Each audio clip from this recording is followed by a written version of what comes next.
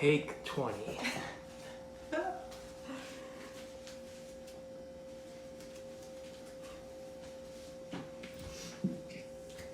In 1922, 4 members of the Gruber family were led one by one to the stables at their farm, and they were each murdered. 2 other members of the household were also found dead in a bedroom in the house, and the only thing more disturbing than that murders is the days leading up to and following immediately afterwards.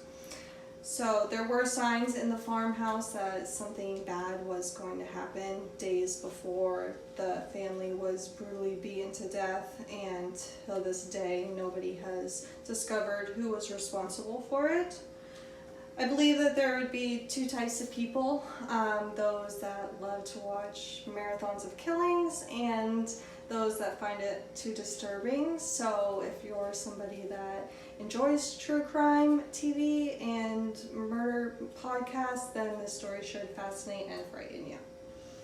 The murders did happen in Germany in 1920, so there are some things that we don't know. But the information that we do have was translated from German articles, so I was able to study books, incredible websites, and also listen to several podcasts. So today we'll talk about the history of the family and the farm, the night of the murders, and then the investigation following. So the family consisted of Andreas, the father, and then his wife, Casilia. They had a daughter, Victoria, and she had 2 children. She had a 7-year-old daughter, also Casilia, and her 2-year-old son, Joseph. So also at the time living them was Maria. She was a maid to work with the family. So Andreas did have a bad reputation. Many people that lived around him did not like him. Even Victoria's first husband had stated that he was a bully and had a dominating personality. It was also known that Victoria had 2 other siblings who did not survive to adulthood because apparently Andreas starved them and neglected them, and people could hear them crying from their house. So another big thing about Andreas is that he did have a relationship with his daughter Victoria, to where in 1915 they were both arrested for incest. Andreas spent a year in jail for this, and Maria spent 1 month in jail. So after this, Maria did have a brief relationship with somebody that lived nearby named Lorenz Schlittenberger. So shortly afterwards, she did end up getting pregnant with her 2nd child, and Lorenz and Andreas started fighting over the paternity of this child. So Lorenz had accused the father of still having sexual relationships with Victoria that had resulted in this pregnancy, and they were just trying to use Lorenz as a cover-up for who the child's father was. So with all the arguing and the accusations, marriage was off the table for Lorenz and Victoria, and he married someone else and moved on. So also Maria lived there, and she was the maid. She actually had only met the family a couple hours before all of these killings happened. So it was her first day on the job to work with the family, and she was not married, had no children, and actually 6 months prior to, the maid that worked there before had quit, stating that the farmhouse was haunted and that she could hear things in the attic, and she always felt like somebody was watching her.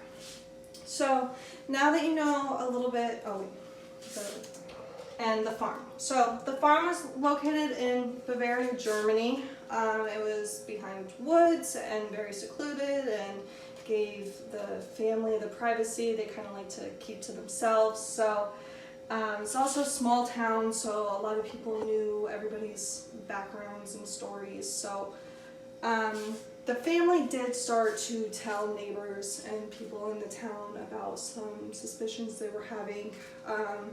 So at the farmhouse, they found a newspaper that was from a different town, and they knew that nobody in the house had brought it there. They also were missing their spare keys to parts of the house, and they were looking for those.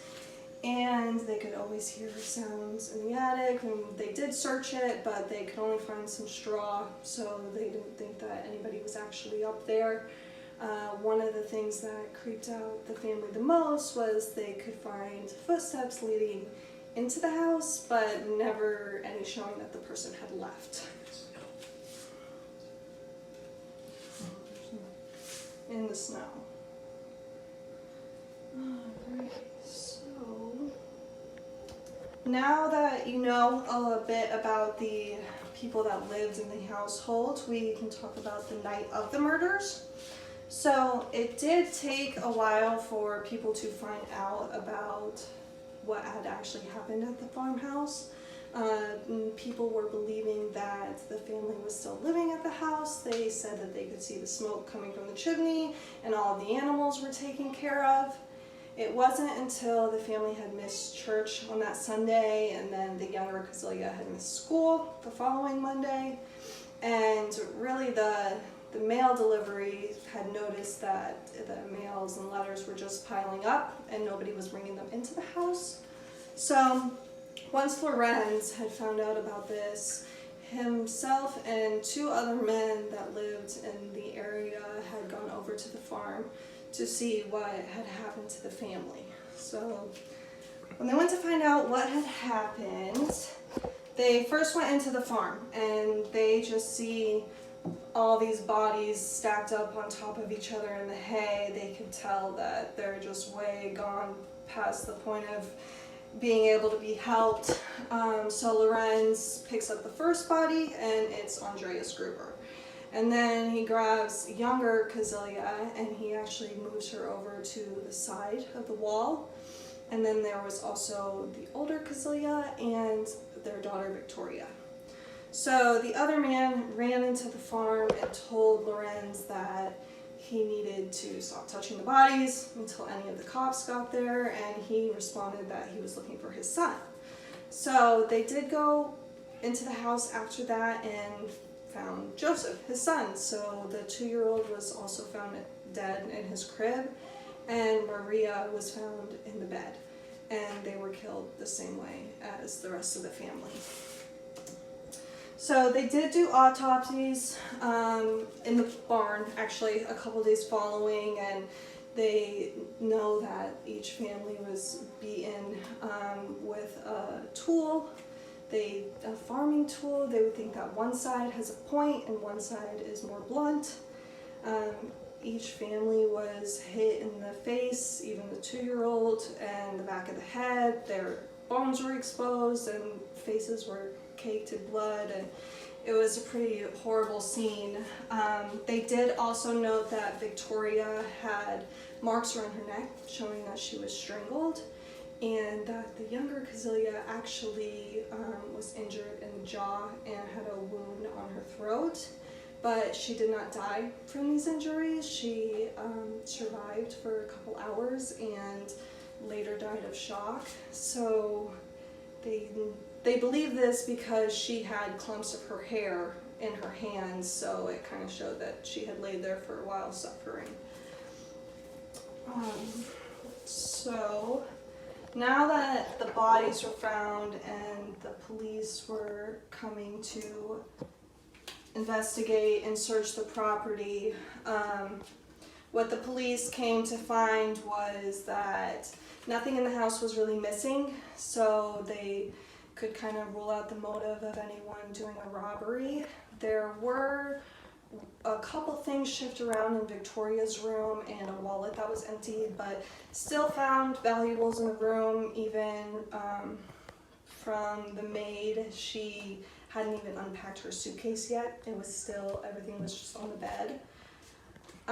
So another, do you want me to move? Camera's messing up. Camera's messing up. You're at 9 minutes. Each detail of this story makes it Germany's most memorable and chilling unsolved crime that there is. So a mass murder that